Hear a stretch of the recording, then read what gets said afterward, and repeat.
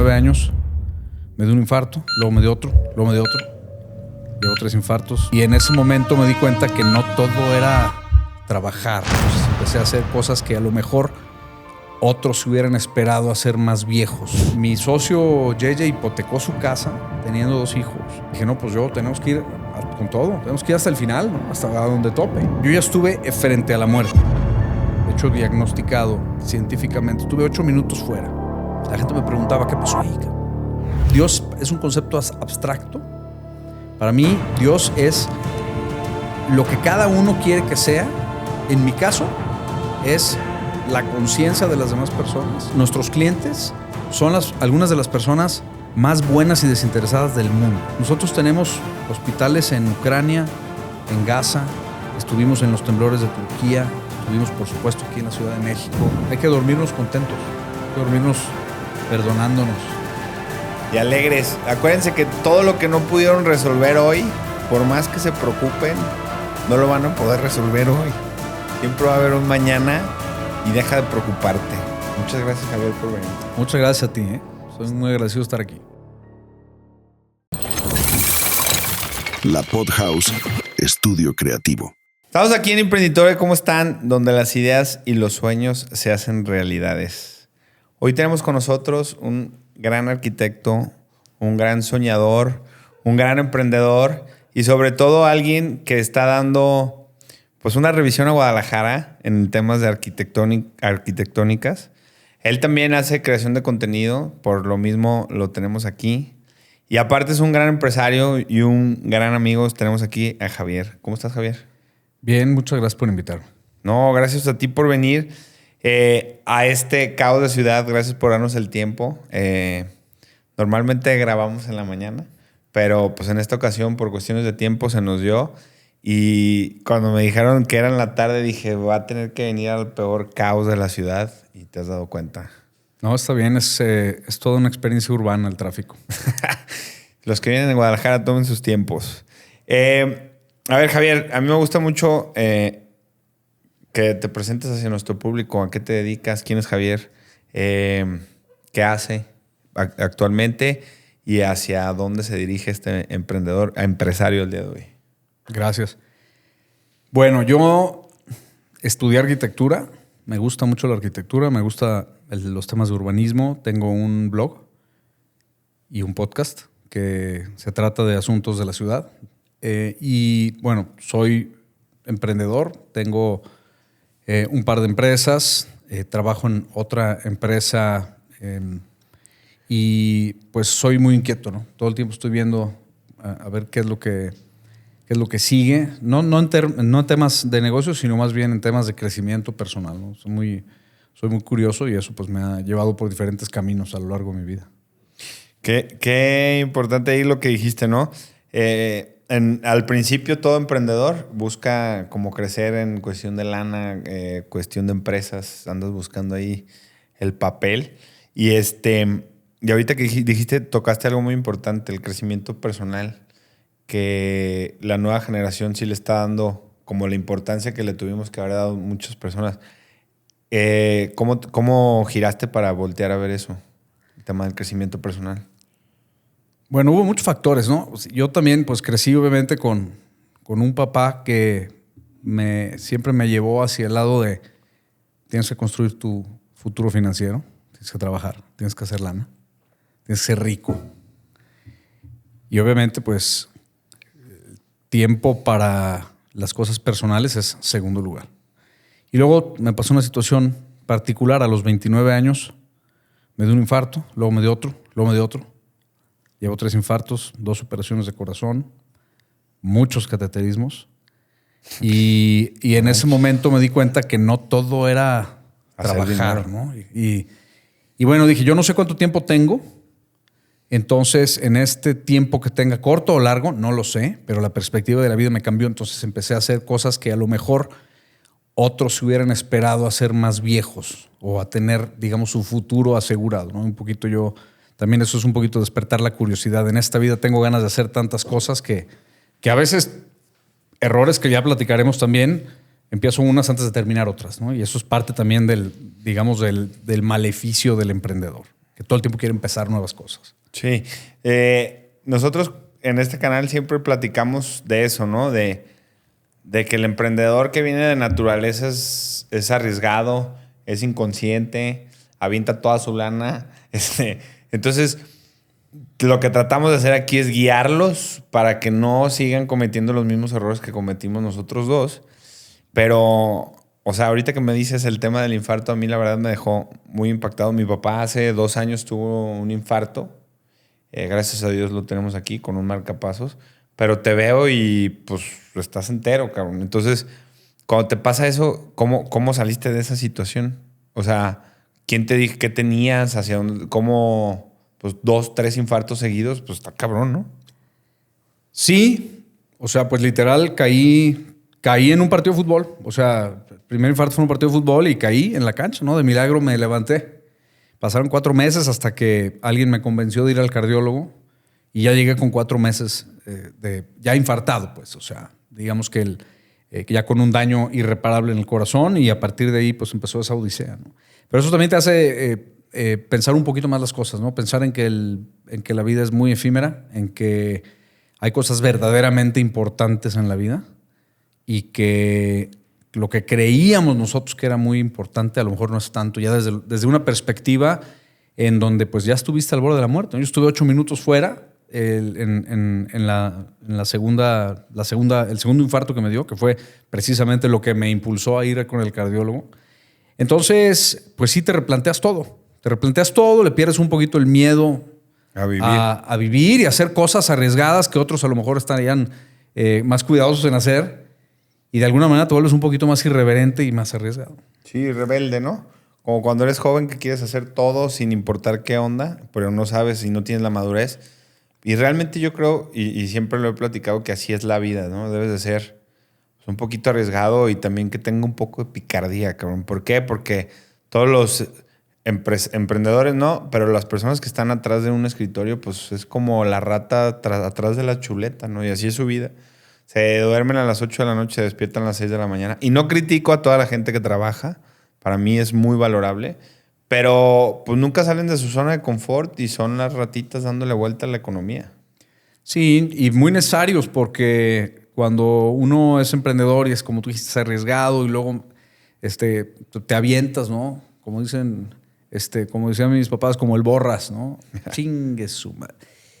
Pero necesitas alguien que suelte esa red, ¿no? Necesitas socios, necesitas gente operativa, necesitas gente que tus locuras y tus emprendimientos y tus arriesgues tengan una base sólida, ¿no? Entonces, pues esa gente es muy importante, ¿no? Alguien que quiera ir de 9 to 5, como dicen los gringos. Pues algo con pies y cabeza que los emprendedores al principio no lo tenemos, pero siendo empresarios, pues te das cuenta después de 3, 4 años que la empresa sí jaló, de cómo estructurarla. Y ahorita lo importante es estructurar desde el principio.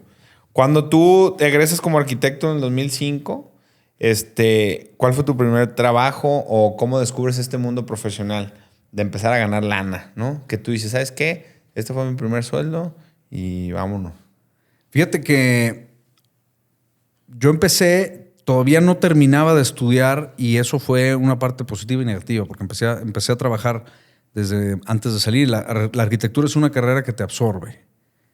Yo estudié en el ITESO y en el ITESO están planeados los horarios científicamente para que no puedas trabajar, que es un tema que ya he platicado, ¿no? Afecta mucho a los estudiantes porque salen en una burbuja.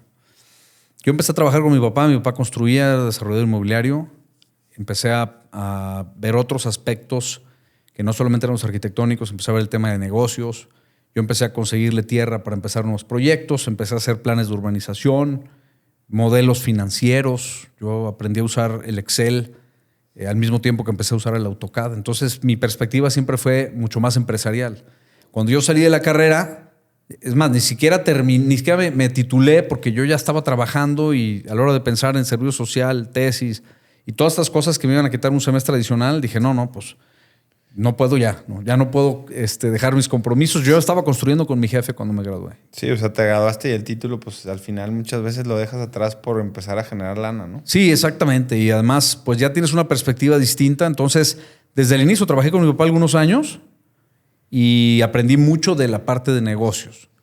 Y poco tiempo después empecé a trabajar con otro amigo en la parte de la construcción.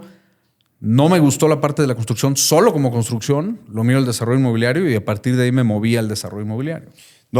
¿Hiciste estudios específicos en el desarrollo inmobiliario en la Universidad de Nueva York? Sí. ¿Cómo influyó esa experiencia para ti en la visión de negocios? Y sobre todo cuando vas a estudiar a una ciudad pues, cosmopolita totalmente y regresas a vivir en Guadalajara, ¿no? Sí, mira, la mayor parte del curso que tomé fue online y luego hubo muchas secciones que fueron presenciales y durante muchos años estuve yendo al seguimiento de la especialización en Real Estate Development, en NYU. Conoces gente de todo el mundo y te das cuenta también, te das cuenta que es posible, ¿no? Yo llegué a conocer a Steven Ross, que es el CEO de Related, una de las empresas de bienes raíces más grandes del mundo, a Alan Silverstein, que es el famoso hombre que compró el World Trade Center semanas antes de que lo destruyeran. Comí con él. Es decir, te abre las puertas una experiencia así y te la crees porque te hacen preguntas a ti que no sé. Yo dicen, pues a mí no me pregunto, yo no sé nada, ¿no? Pero es parte del intercambio donde te das cuenta que hay un valor que todo el mundo tiene ideas que aportar y digamos te la crees, ¿no? Sí, o sea, el famoso dicho de si te juntas con 4 chingones, pues tú vas a ser el quinto. Si te juntas con 4 jodidos, tú vas a ser el quinto jodido. Exactamente. Qué bueno. La verdad es que en esta parte de la experiencia estás trabajando con tu papá. ¿En qué momento se da la transición de empezar a fundar las firmas como Lincoln Capital y Investment Capital Partners? Bueno, primero decidí dejar de trabajar con mi papá porque su visión y la mía eran diferentes. Yo tenía muchas ambiciones y tenía una forma de ver las cosas distinta a la de él. Él igual siempre fue un emprendedor, nunca trabajó para nadie y a veces se necesita una estructura, ¿no? Que es lo que, por ejemplo, hoy tengo en la empresa que en DLX, que tenemos una estructura e incluso yo como socio necesito seguir los protocolos de la empresa que yo mismo fundé, ¿no? Eso es algo que para mi jefe era ajeno. Y entonces yo me separé de él y luego después de los temas médicos que tuve, coincidió que me tocó, digamos, tomar las riendas del negocio familiar de mi abuelo materno y ahí fue una transición en donde dije, no, pues necesitamos hacer algo grande, necesitamos hacer algo en forma y fue como se formó Lincoln Capital, que es la empresa familiar con la que construimos algunos edificios y que, bueno, pues nos dejó lecciones positivas y negativas como todo, ¿no? Pero ahí fue como la transición. Fíjate qué interesante. El sistema, yo digo que abajo de los 80s, de los 90s, quiero creer, de las empresas de nuestros papás, digo, no sé cuántos años tengas, pero más o menos... 45. ¿35? 45. Entre los 40, esos años yo tengo 35, entre esos 10 años, esa década, pues no había estructura, no había facturas, todo era a mano. Sí, dile a Carmelita que pase por tanto dinero, no había entradas y salidas de lana. Entonces, ¿qué tan importante es o cómo te das cuenta que pues, la empresa de tu jefe no tiene ni pies ni cabeza y tú quieres hacer algo más ordenado? ¿Y qué tan importante crees tú que es eso en una vida empresarial activa al día de hoy? Sí, es que yo creo que hay una diferencia muy grande. Por ejemplo, mi papá era un one-man company.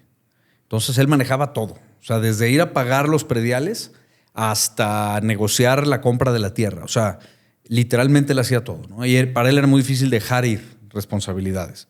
Y más a tu hijo, que pues, está joven y que es ambicioso y piensa diferente a ti. Pero lo que tú dices es real. Hay muchas empresas, sobre todo en Guadalajara, que les cuesta muchísimo trabajo dar el salto a la corporativización, a implementar procesos, a formar consejos. Los viejos se mueren a los 90 años todavía siendo presidente, CEO, chairman, gerente general, director de... O sea... Oficina de 8 a 6. Y todo. Es muy difícil que las generaciones de nuestros padres, nuestros abuelos dejen ir, ¿no? En otros lugares hay más ejemplos. En Monterrey hay más ejemplos. En la Ciudad de México no se diga, ¿no? Aquí somos muy de tomar las cosas hasta el final y pues hay que los hijos se arreglen, ¿no?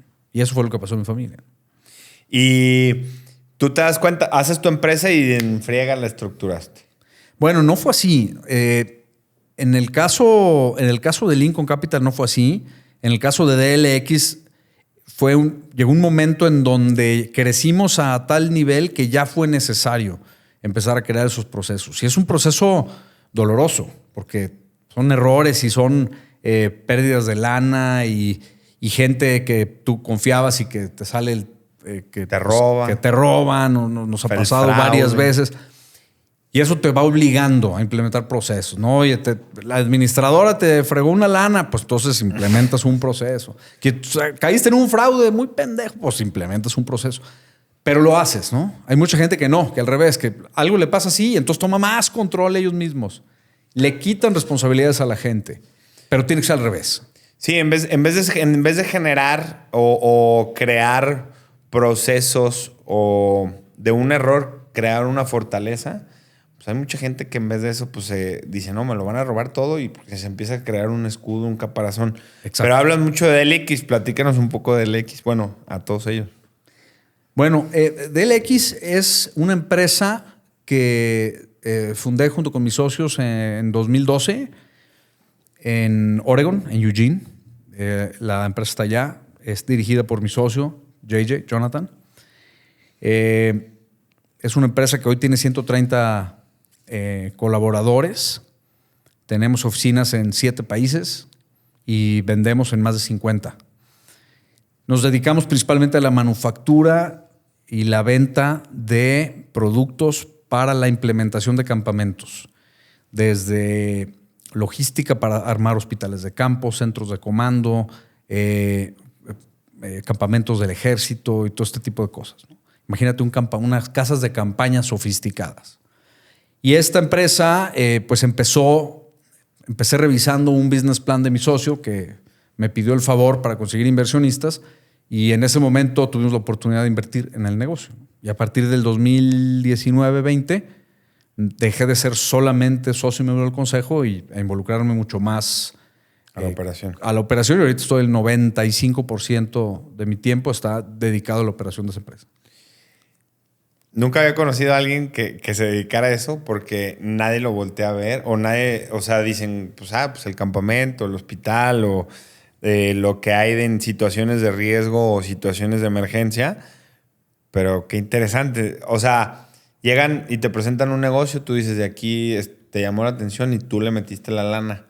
Sí, el dinero inicialmente principalmente fue de mi familia. Yo metí un pedazo personalmente, pero desde el inicio fue la confianza en tu socio, ¿no? Y eso es una parte importantísima para los que somos emprendedores, porque yo no tenía ni tiempo ni experiencia en este negocio. Pero cuando vi el business plan, cuando vi lo que se trataba, de hecho mi socio me invitó a Colombia algunos meses antes y me dijo, ven, quiero que veas de qué se trata el negocio antes de que le metas lana. Y ahí voy a Colombia y fuimos a un campamento del ejército y fuimos a la Embajada de Estados Unidos y fuimos con la Policía Nacional. Y ahí me di cuenta del potencial que tenía. Y obviamente pues empecé a pensar en todo lo que podíamos hacer después, ¿no? Sí, tu cabeza en ese momento se fue. En ese momento, en meses, yo ya había leído todo lo que podía haber leído sobre ese negocio porque pues era algo que me entusiasmaba mucho en ese momento, ¿no? Y eso, yo creo que eso es lo que caracteriza un poquito los que somos emprendedores. Siempre estamos buscando lo siguiente. Pero claro, tiene que haber alguien atrás que pueda hacerlo realidad, ¿no? Porque ya invertiste dinero, ya le metiste tiempo, ya le metiste cabeza, pues eso tiene que ser exitoso. Sí, que muchas veces nosotros hablamos de lamentablemente cómo se quedan tantas y tantas y tantas ideas en la cabeza de esos emprendedores que están ahí. Aviéntense, imagínense, ahorita estamos sentados con una persona que crea campamentos. ¿Por qué ustedes no pueden crear cualquier idea, no? Y eso se me hace muy cañón. Estar pensando en lo siguiente, o sea, tú lo hablas muy fácil porque pues lo vives día a día. Pero, ¿qué consejo les darías a esos emprendedores que están pensando el día siguiente, pero esto lo están dejando atrás y empiezan a desocupar lo que realmente les deja lana a una nueva idea? Sí, pues yo creo que ahí está el hilo negro, ¿no? Sí, o sea, está bien cabrón. Pues te digo, para mí lo más importante, por lo menos en mi caso, con los aciertos y los fracasos que he tenido, que son muchísimos, son más fracasos que aciertos, muchos más, es el socio correcto. Y darle la importancia que merece cada cosa. Porque si somos 3 emprendedores juntos y ideando negocios, no va a funcionar. Necesitamos tener todas las partes que lo componen. Es decir, tienes un gran operador, una persona que sabe mucho de ese negocio en particular, tienes un inversionista que confía en ti, sobre todo, que te tiene la confianza porque tú tienes una responsabilidad y una honestidad hacia él, y la persona que se le ocurren las ideas. Se necesitan las 3 cosas, porque es muy difícil que una sola persona haga todo. Entonces, si a mí se me ocurre algo y empiezo, pero luego se me ocurre otra cosa y no tengo a nadie más que me ayude con lo que empecé, es muy posible que vaya a fracasar o que lo vaya a abandonar. Y yo creo que a todos los emprendedores nos ha pasado. Sí, que eso siempre es importante. Y yo lo digo siempre, muchas veces, y de hecho creo que es de mis reels que más me tiraron. Yo le dije que lo más importante de un emprendedor es buscarte un socio en el que tú confíes. Muchos empezaron, no necesitas socios para caminar, pero yo sí creo que un socio indicado puede ser el detonante de tu vida para ser una persona exitosa, y un socio no indicado puede ser pues el detonante para destruirte y quedarte en la quiebra y no querer volver a ser emprendedor nunca, ¿no? Completamente. O sea, la diferencia entre el éxito y el fracaso muchas veces, no siempre, son los socios que tienes, ¿no? Los que están ahí para apoyarte. Porque, miren, en alguna ocasión alguien me decía, pues si tú te desenvuelves con honestidad y dices las cosas como son, el negocio puede fracasar. Los negocios sí son. Pero si fracasa por las razones correctas, es decir, porque todo se hizo bien, pero no hubo mercado, el producto no era el correcto, pero tú te desenvolviste como tenía que ser y las cuentas siempre fueron claras y las reuniones siempre se fueron para aportar, pues suceden cosas, ¿no? Hay veces que el mercado cambia, hay una crisis económica, hay inflación, un cierto producto que había demanda, mañana ya no hay. Todo puede pasar. Sí, no meterle premeditación, ¿no? Pero luego ese mismo socio dice, oye, me asocié contigo en este negocio, no jaló. A mí me ha pasado. Yo invité a un amigo a invertir en unos departamentos para Airbnb. Compramos varios departamentos entre los dos. Ahí le metimos una lana y a los 3 meses llegó la pandemia. ¿Y qué pasó? Pues se acabó la demanda de Airbnb. Teníamos hipotecados los terrenos, los departamentos. Pues no salía para la hipoteca, los tuvimos que vender. Salimos tablas, afortunadamente, porque es lo bueno de los bienes raíces. Salimos tablas, pero ¿qué crees? Al día siguiente ese socio me habló y me dijo, ¿qué sigue? ¿Dónde más? Aquí traigo una lana, ¿dónde la ponemos? Porque sabía que eso no fue mi culpa, ¿no? Porque ahí estaban los números, porque estaban los reportes, porque estaban los departamentos impecables. Simplemente no había demanda, se acabó por la pandemia, ¿no? Sí, o sea, los casos externos y el famoso... Pues no es un fraude, sino la ruptura de un negocio cuando realmente pues, se juntan 5, 6, 7 cosas que tú ni siquiera te pasaban por la cabeza y truenas. Y por más que quieres detener o estirar la mano para agarrarlo, que hay un consejo ahí mío, suelten lo que es imposible ya de detener. ¿Por qué? Porque muchas veces se va hasta tu vida, tu patrimonio por un negocio que ya no jala. Eso es bien importante. Así es. ¿Qué opinas de eso? Definitivamente, ¿no? El famoso detachment. O sea, business is business. A mí me encanta esto, pero no es negocio. Vámonos. Se acabó. Yo, hubo un negocio que no funcionó, una franquicia de cafés y la importación de café impecable, italiano, precioso. El mercado mexicano no estaba preparado ni para el estilo del café, ni para pagar lo que el café costaba. Y es un negocio que se perdió mucho dinero. Y pues a cerrar el negocio y a tomar las pérdidas y a seguirle lo que sigue, porque si te concentras en que quieres que ese negocio jale o en cómo recuperar ese dinero, a veces no se puede recuperar.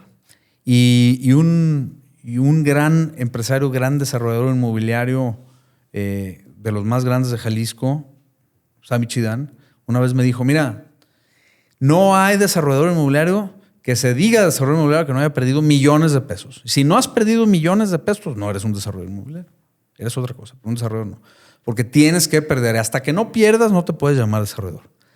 Así es la vida, ¿no? Tienes que aceptar las pérdidas y seguir adelante. Esa es la única manera de llegar al éxito. Sí, y nos decían en el capítulo pasado ¿cuánto tiempo vas a decidir ser la víctima del error, no?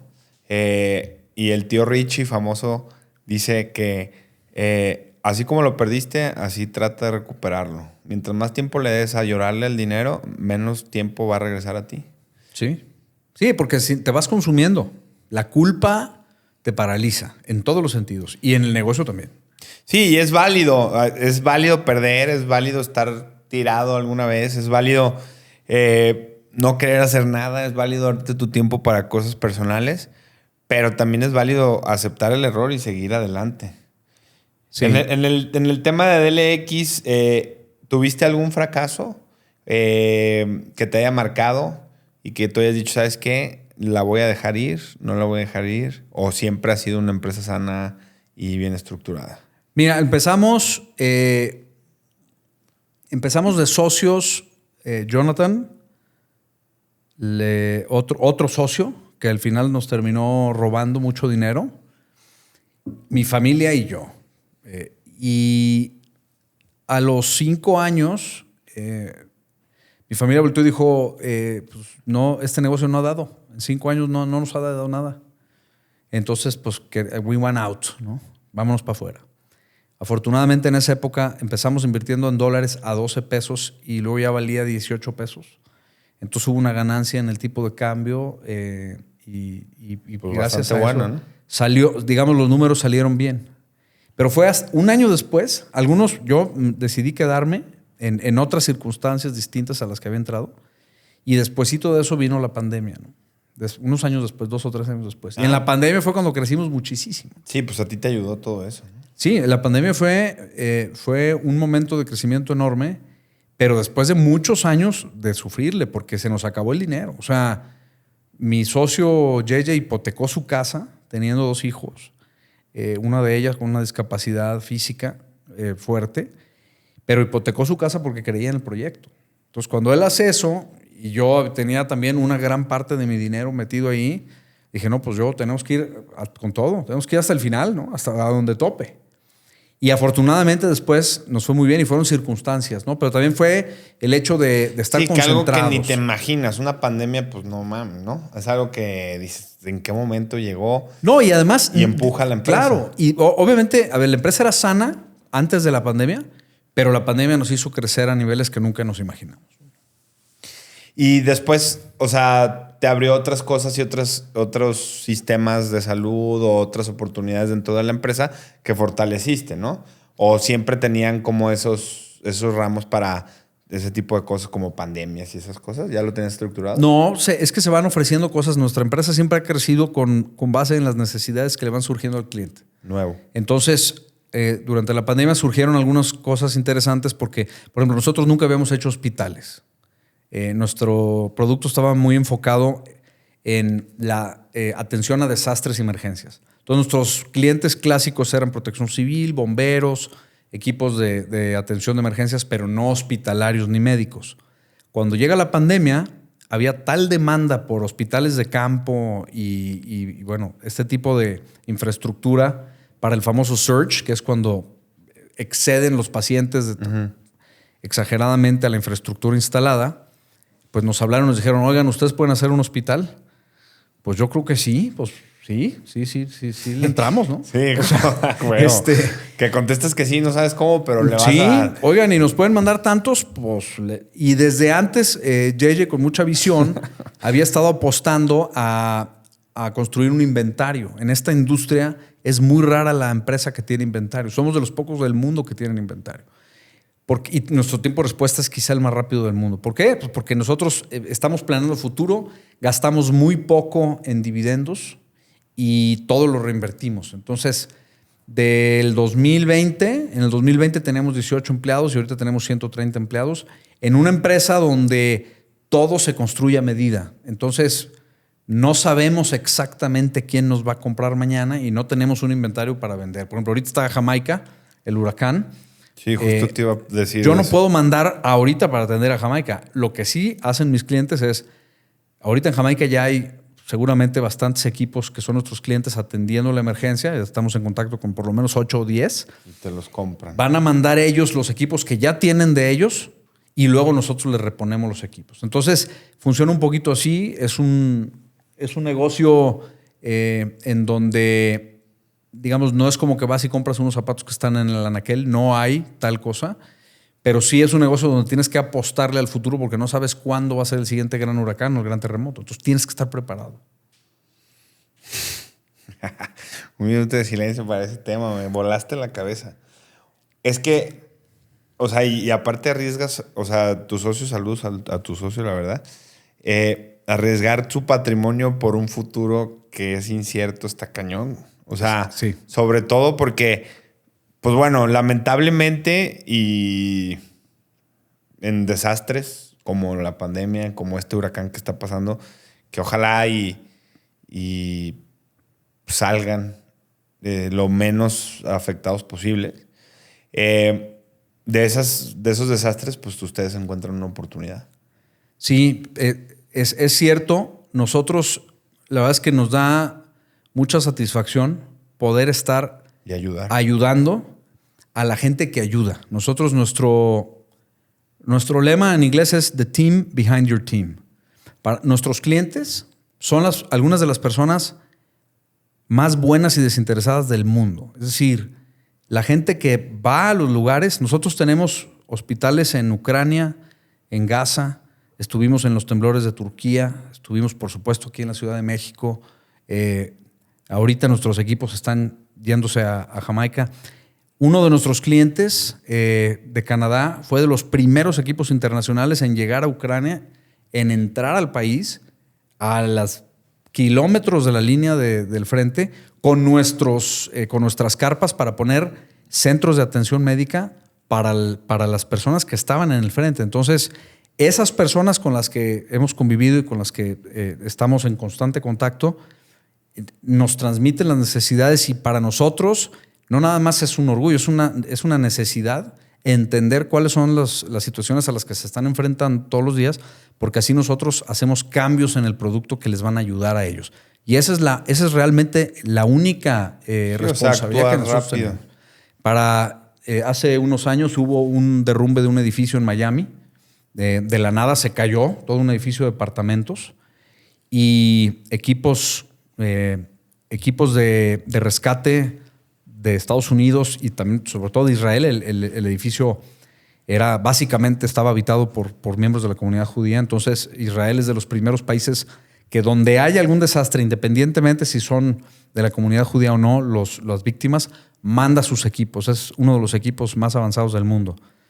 Estando en ese desastre, el que dirigía el equipo, el Task Force de rescate, nos comentó, porque era nuestro cliente, nos comentó que los arneses de rescate que ellos usaban no eran los ideales. Nos pusimos a trabajar para diseñar uno específicamente para ellos, a pesar de que nuestro negocio no está en el ramo textil ni de la vestimenta. Ni de hacer arnés, ni nada. Hoy se están volviendo un estándar para todos los equipos de búsqueda y rescate del mundo. Los que tú creaste. Los arneses de rescate que creamos en DLX. Todo eso para nosotros nos llena de mucho orgullo y nos dice de alguna manera estamos haciendo las cosas bien, y es sobre todo porque somos apasionados de lo que hacemos. Y para los emprendedores que tienen una empresa como esta, hay muchísimas oportunidades de volver a emprender dentro de su ramo sin alejarse y crear una empresa nueva, ¿no? Porque, por ejemplo, aquí estamos innovando en arneses. En arneses que luego se pueden derivar en otro tipo de vestimenta, en botas, en cascos. Hay infinidad de cosas que se pueden hacer dentro de una estructura, pero para ello necesitas prepararte y tener todo un equipo atrás que te pueda apoyar y que te pueda detener la espalda y también jalarte cuando se te están yendo las cabras, porque pasa mucho. Sí, que también a lo mejor empiezas a crearte ideas, a crear cosas y crear y hacerte pues giro pera loca, ¿no? Sí, claro, ¿no? Y tienes un consejo que te agarra las patas porque, oigan, ¿y si hacemos? No, tranquilo. Sí, no es que está cañón. O sea, el cerebro empieza a darle y pararlo es complicado. Y sobre todo, pues ahorita, sí, o sea, yo me puse a pensar qué pasaría en Jamaica si estaba acá, Entonces, pues los felicito a ti, a tu socio. Y obviamente, pues es como de mucho orgullo estar sentado al lado de alguien que pues ayuda a tantas personas, ¿no? O sea, sobre todo ayuda al equipo de las personas que ayudan. O sea, eso está muy chingón. Gracias. A ti, perdón que te interrumpí. Sí. El que tu cliente es gubernamental, es privado o es de los dos. El cliente principalmente es gubernamental. O sea, yo diría que 90% de nuestros clientes son gobierno, diferentes agencias de gobierno. Desde la milicia, el tema militar. El número de clientes no es muy grande, pero el volumen de ventas es muy grande. Pero también, sobre todo, temas de protección civil, bomberos, agencias como el Veteran Affairs, el Departamento de Asuntos de Veteranos de Estados Unidos es un cliente muy grande. Todos los equipos USAR, que son Urban Search and Rescue, aquí Protección Civil de Jalisco y bomberos son nuestros clientes. Y lo interesante de esto es que en esta industria está muy estandarizada las soluciones. O sea, realmente hay un excelente trabajo que hacen. Hay una organización que se llama INSARAG, que está supervisada por las Naciones Unidas, que agrupa a todos los equipos de búsqueda y rescate, o casi todos los equipos de búsqueda y rescate del mundo.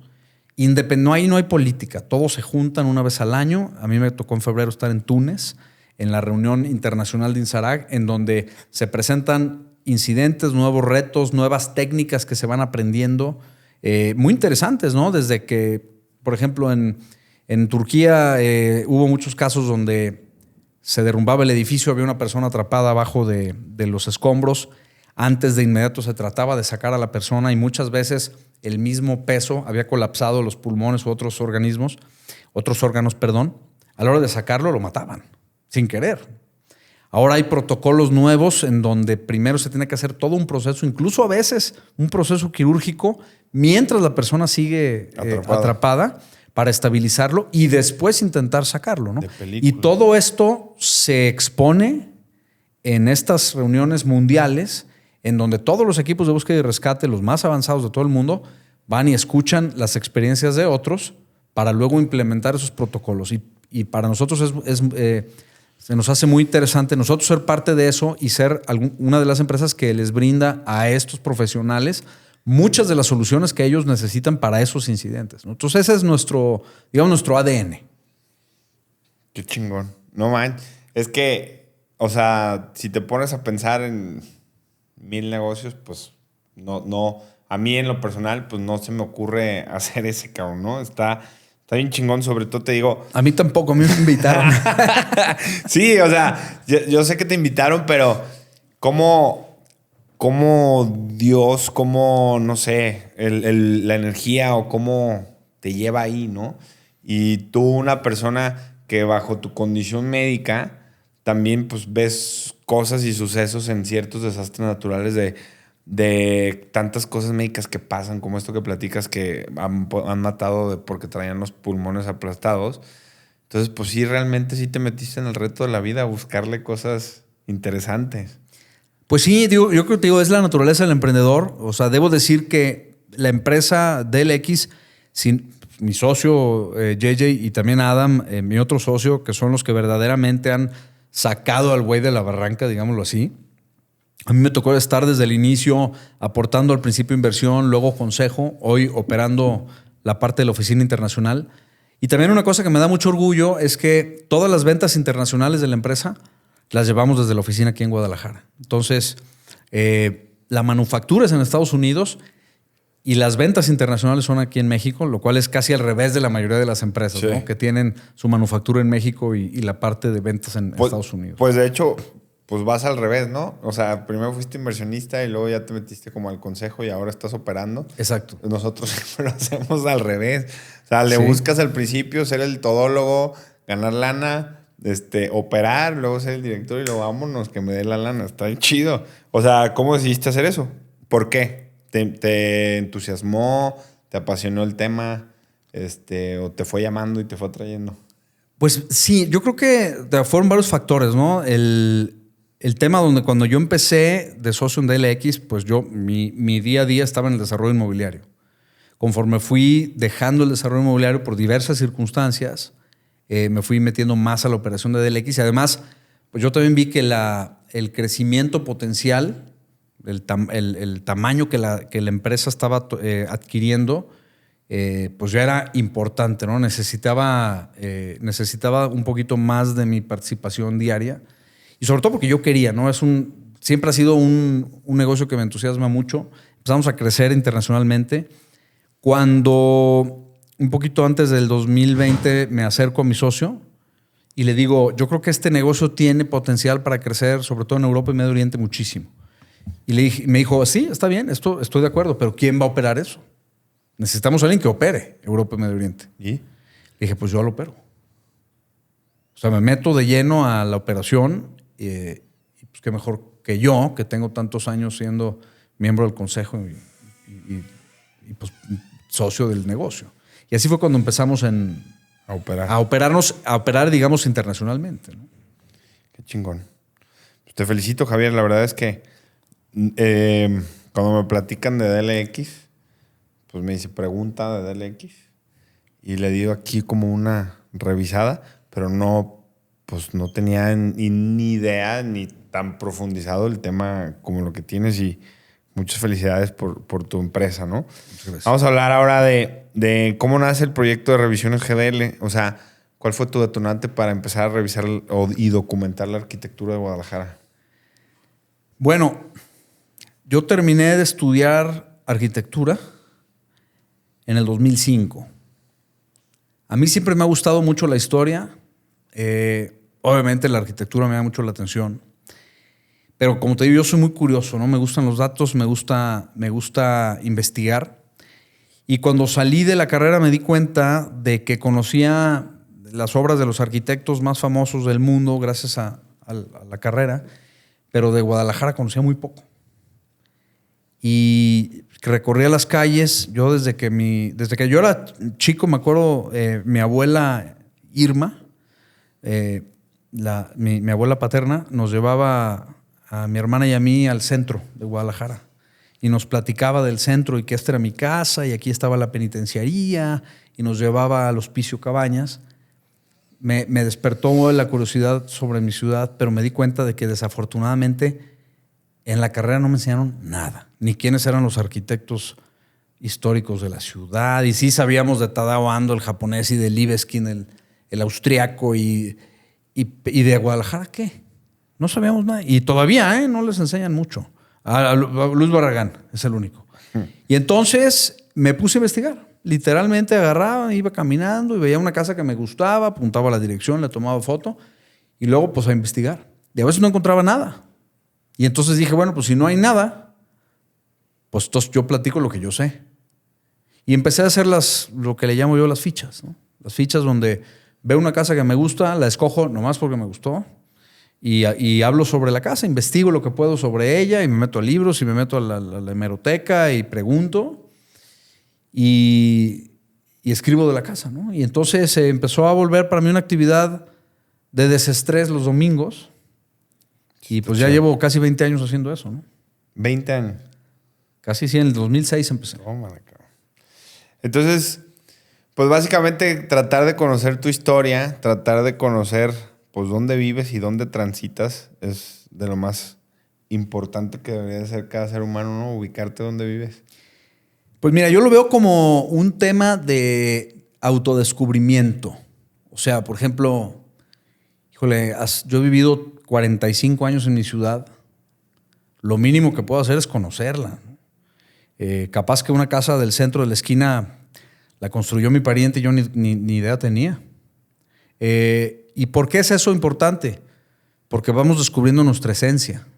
Y no es un tema de romanticismo, es un tema de por qué eres tú como eres. La gente no se pregunta por qué es como es. ¿Por qué Javier es Javier? ¿Por qué soy así? Bueno, pues viene de muchas cosas, ¿no? Viene de una parte es genética, el carácter, por ejemplo. Una parte es cultural, dónde vivo, dónde me desenvuelvo. Otra parte es educativa. Pero también es el clima.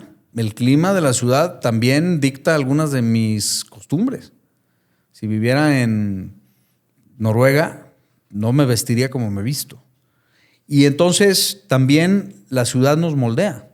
Por ahí decía No me acuerdo si fue Winston Churchill, decía, nosotros diseñamos nuestros edificios y luego nuestros edificios nos diseñan.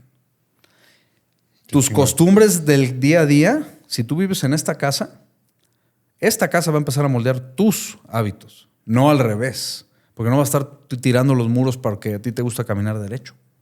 Vas a zigzaguear porque el arquitecto, que no sabes ni quién es, así diseñó tu casa. Y vas a subir y bajar las escaleras 20 veces al día, no porque te guste subir y bajar escaleras, porque el arquitecto, que no tienes idea quién es, decidió que ibas a subir y bajar escaleras porque allá puso tu cuarto y aquí puso la cocina. Entonces el edificio te va moldeando a ti. Y si tienes un chamorro de poca madre, es gracias a un arquitecto. No sabes ni por qué. Entonces, sí, la ciudad nos moldea. Está chingón. O sea, yo hice 1 hora de mi oficina aquí, a pesar de que son nada más 8.7 kilómetros, porque alguien decidió trazar la ciudad como está trazada. ¿Y qué opinas al respecto? Lamentablemente, y gracias a Dios, estamos con una persona tan conocedora como tú, y más de la ciudad, cabrón.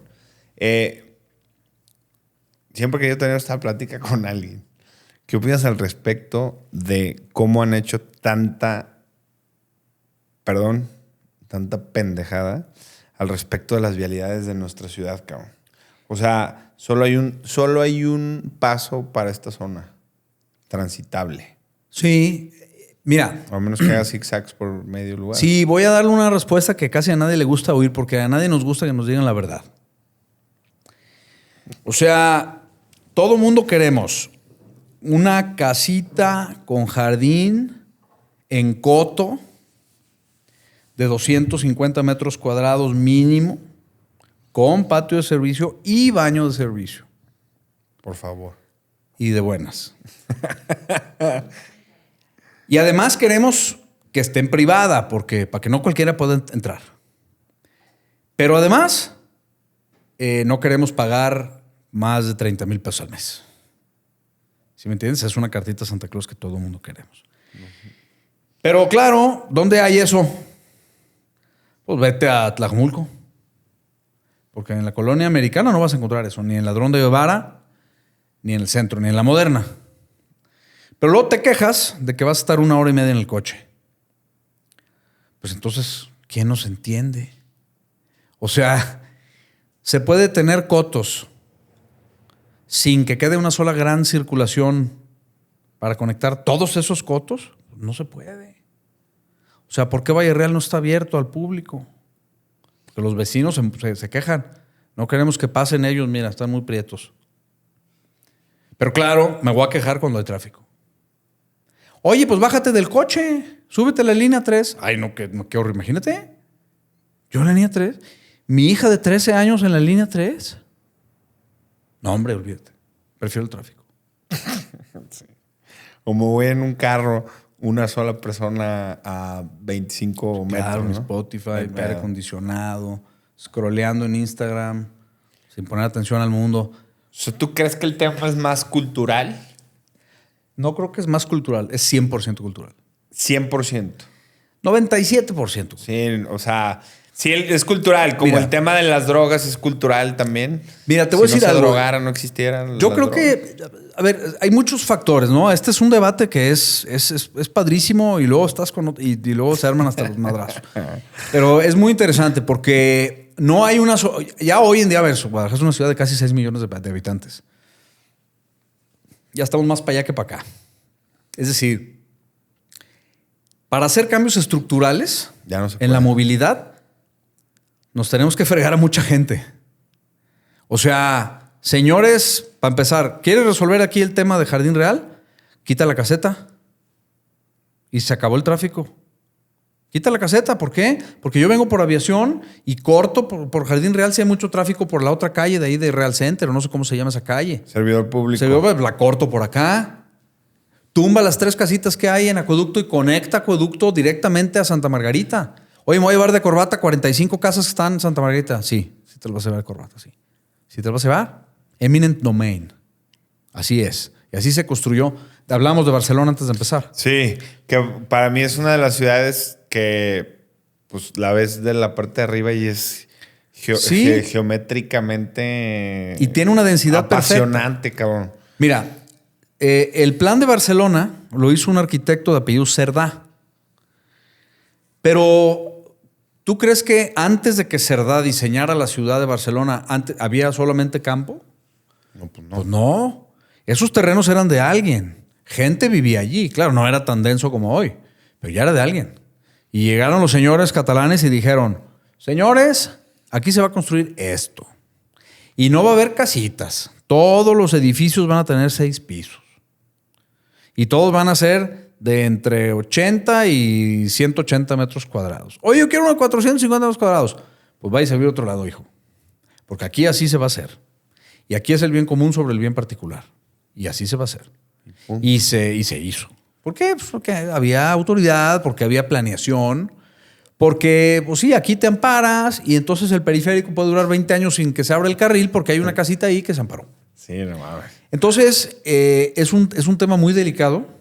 Hay gente que me va a decir que estoy loco. Y sobre todo que lo único y lo primero que van a decir es que es culpa de que no hay una vialidad pública para todos. Y sí la hay. Y luego también está el tema del transporte público. Hay una verdad que es muy cierta.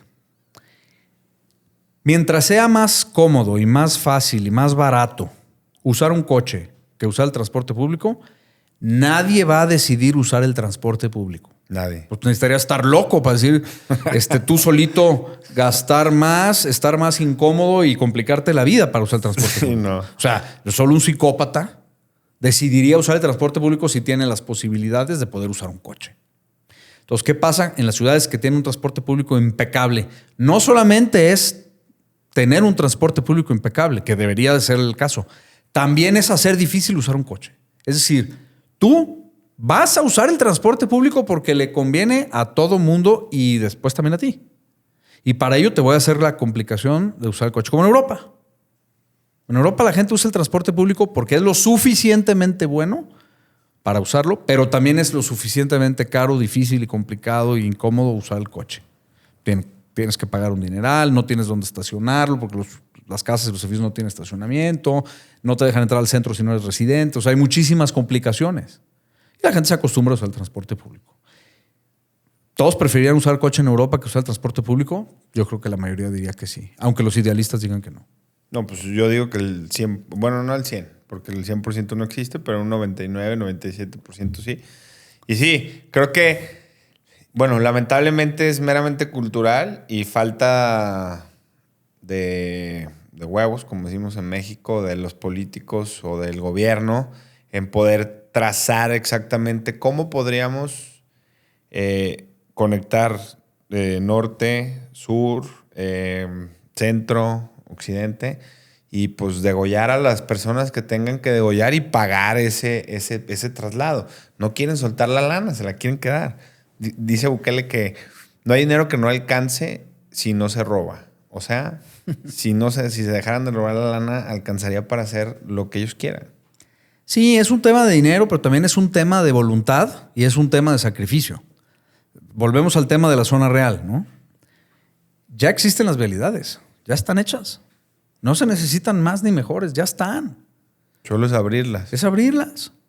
Es decir, por ejemplo, vamos a poner el ejemplo, aquí en Jardín Real o en Valle Real, ya hay cotos adentro del coto.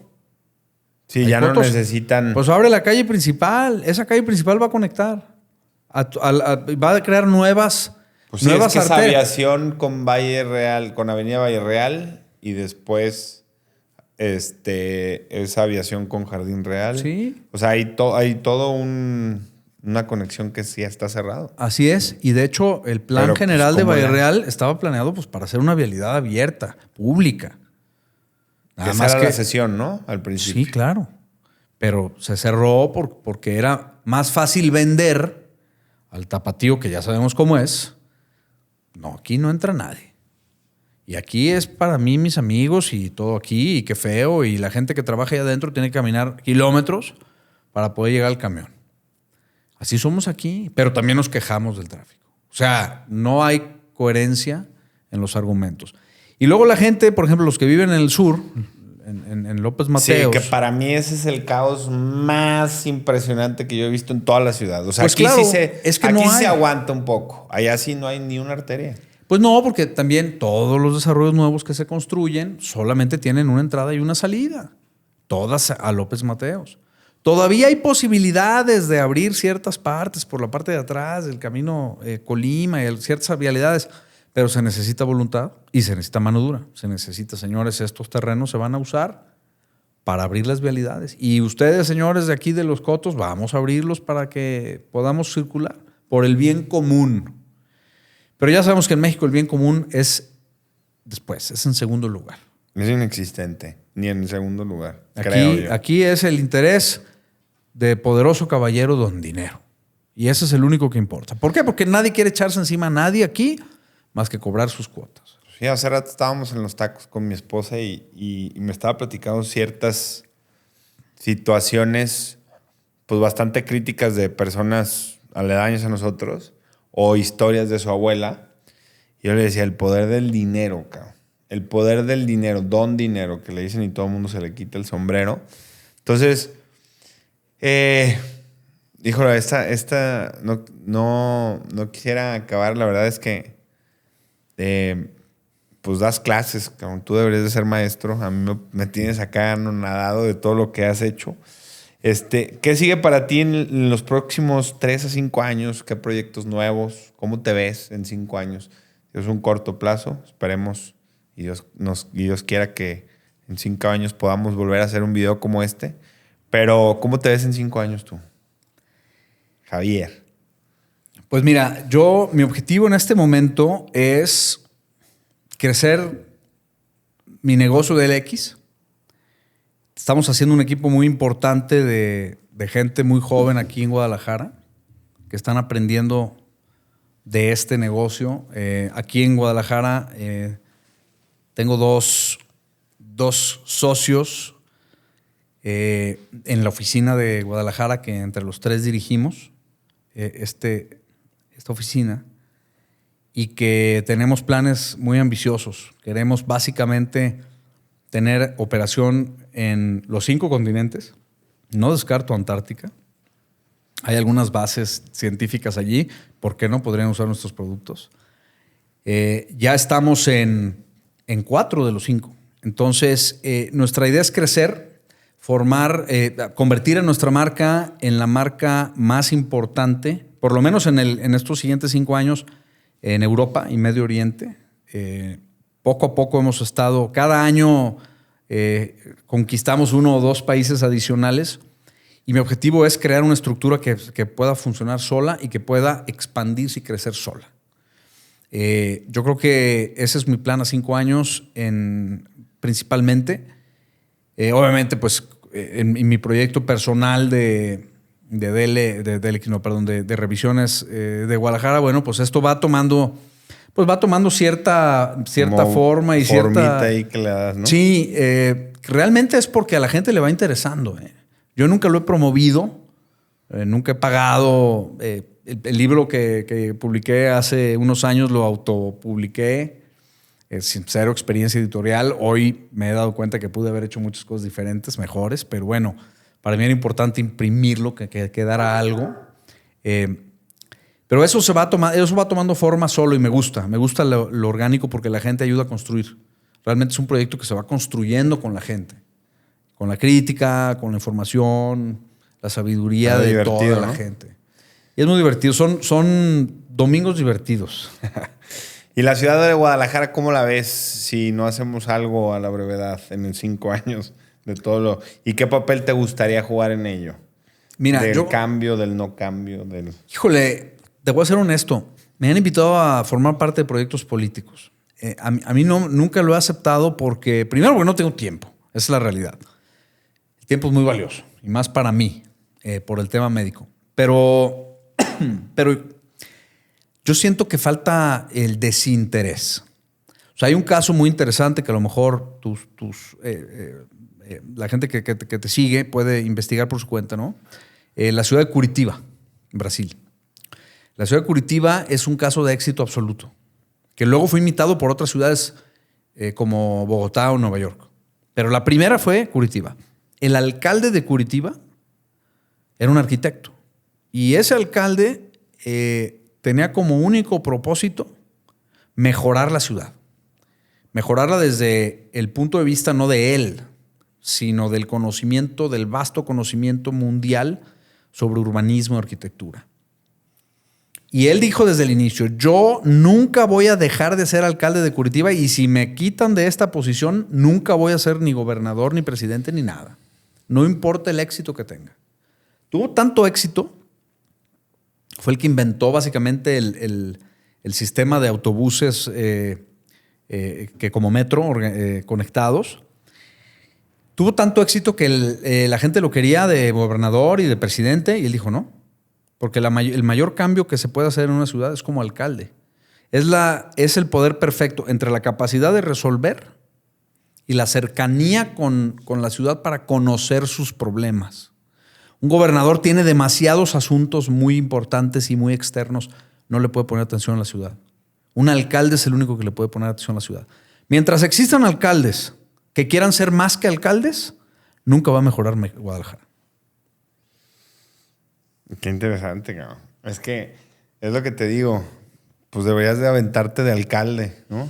Porque, pues sí, realmente el que se va a la presidencia de Guadalajara la ven como el escaloncito a lo que sigue y sí. Nada más. No me meto en problemas porque si aquí los votos si me es quemo, lo más importante. Ya no tengo otros votos y pura inversión. La política la ven como inversión y pues está bien cabrón, ¿no? Y luego, para llegar ahí, deben tantos favores que luego ya no pueden actuar por sí mismos. Y entonces, pues ya, es que le debo tanto a tanta gente, pues que ya no tengo chance ni de hacerla, ni de llevar a cabo mis ideas. Porque tengo toda esta lista, mira. Sí. Oye,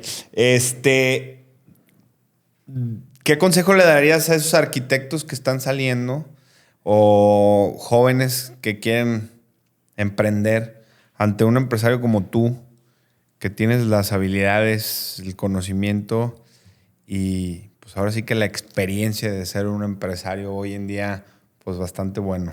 ¿Qué consejo les darías a ellos que te van a ver?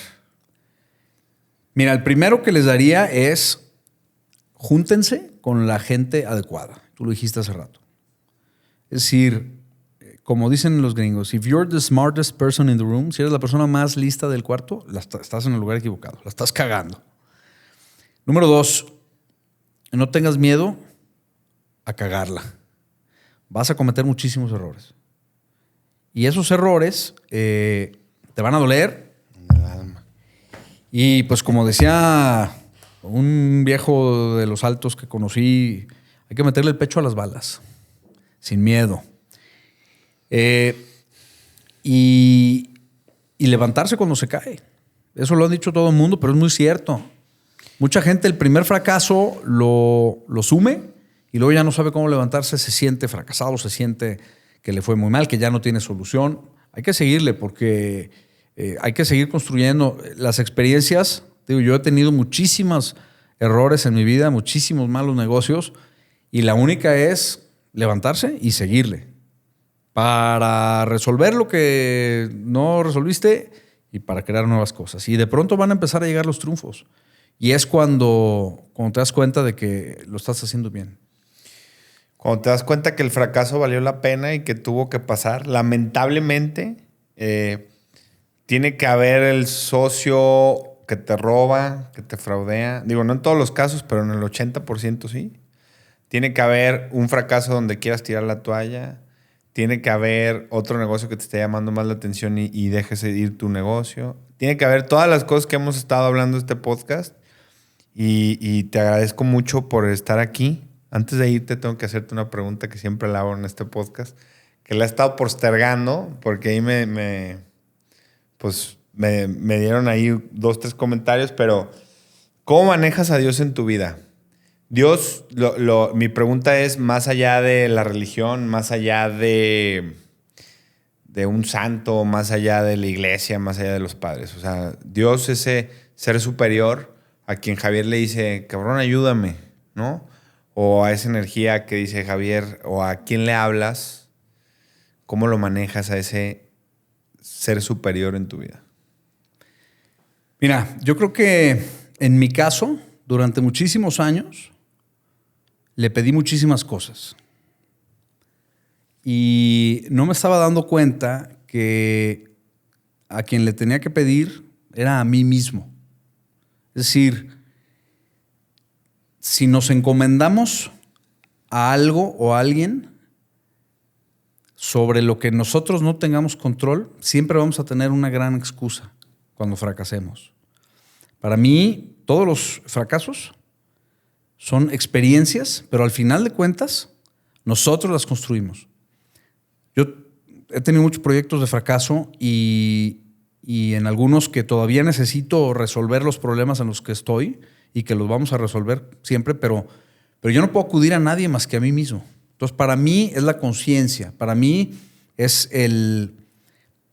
mi yo interno, es realmente la persona que yo busco. Es decir, mira, yo ya estuve frente a la muerte. De hecho, diagnosticado científicamente. Estuve 8 minutos fuera. La gente me preguntaba, ¿qué pasó ahí, cabrón? ¿No te acuerdas? Pues nada. Pues de repente cerré los ojos y de repente los volví a abrir. Y ahí fue cuando me di cuenta que todo dependía de mí, ¿eh? Y no en el mundo, sino en mi vida. Porque si yo no estoy listo para yo tomar responsabilidad de mis propias cosas y le echo la culpa a algo más, pues nunca voy a poderme levantar, ¿no? Entonces, para mí, Dios es un concepto abstracto. Para mí, Dios es lo que cada uno quiere que sea. En mi caso, es la conciencia de las demás personas. Yo creo que todo el mundo buscamos una manera de entender el mundo. Algunos lo entendemos diferente. Yo no entiendo a Dios como un ser o como una presencia. Yo entiendo a Dios como ese consciente o inconsciente que está dentro de cada uno de nosotros y que nosotros tenemos que escuchar. Porque somos muy sabios, pero a veces no nos damos el tiempo de escucharnos a nosotros mismos, ni descubrirnos porque nos da miedo. Muchas veces nos descubrimos y cuando nos damos cuenta de lo que somos y quiénes somos, nos morimos de miedo. Y entonces mejor subcontrato esto para alguien más. Yo no quiero verlo. Me da mucho miedo. Entonces, yo creo que esa es la manera en que yo lo pienso. Qué chingona respuesta. La verdad es que me sentí muy identificado con lo que dijiste. Estoy leyendo el libro del poder de la hora. No sé si lo has leído. No. Te lo recomiendo y habla de eso, de por qué no ser consciente de ti como persona. O sea, salirte de tu cuerpo y ver lo que estás haciendo en el día. Y darte tu buena cátedra de dirección y tu examen al cerrar el día y de saber en qué la cagaste y aceptar en qué la cagaste, en qué eres bueno, en qué no eres bueno y hacerte un examencito cada que vas a cerrar los ojos, cabrón, porque no sabes si es la última vez que los vas a cerrar. Así es. Sí, y más te vale que estés feliz contigo y que te aceptes y que te perdones, porque así pasa. Justo hoy me informaron de la muerte del hermano de un buen amigo, 30 y tantos años, infarto, sin aviso. Entonces, pues sí, hay que dormirnos contentos, hay que dormirnos perdonándonos. Y alegres. Acuérdense que todo lo que no pudieron resolver hoy, por más que se preocupen, no lo van a poder resolver hoy. Siempre va a haber un mañana y deja de preocuparte. Muchas gracias, Javier, por venir. Muchas gracias a ti, ¿eh? Soy muy agradecido de estar aquí. Este fue un capítulo más y brillante capítulo de Emprenditore. Muchas gracias. La Pod House, estudio creativo.